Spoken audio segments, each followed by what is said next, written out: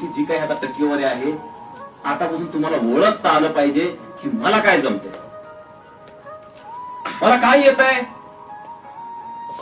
मी फक्त पुस्तक बघून इकडे खडलं तर नाही ना वर्गामध्ये, फक्त दाखवण्यापुरती टक्केवारी नाही ना माझी. एक वाक्य नेहमी लक्षात ठेवा, आपली अवकात नाही या जगात फक्त आपलंच माहित असते. आपली अवकात काय ना ही जगात फक्त आपला माहित असते, आपल्या बापाला ना आपल्या माईला सुद्धा माहित नसते.